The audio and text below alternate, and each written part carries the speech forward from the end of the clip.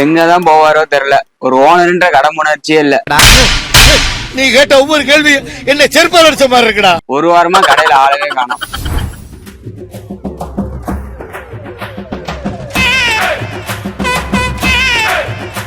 ஏடா தம்பி, ஒரு வேளை ஜாலியா இருந்திருப்ப போல நல்லாதனால.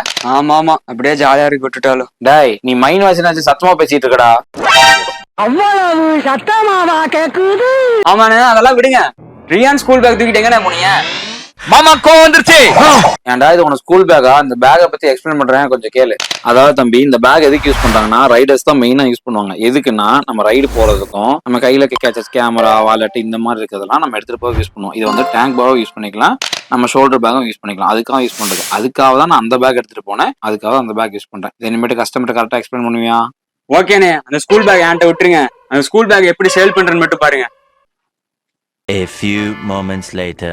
இட்லி பொடி இருக்குடா, அது அப்படியே அள்ளி மலை சாரல் மாதிரி அது மேல அப்படியே பேய விட்டு செய்ய பொத்துனாப்ல அப்படியே விட்டு இப்படி விட்டு அப்படி விட்டு அப்படியே ரெட்டி கலந்து முருங்க விட்டு அழகா மடிச்சு கமக்க ஊத்த போட்டு வாங்க. அண்ணனுக்கு ஸ்கூல் பேக்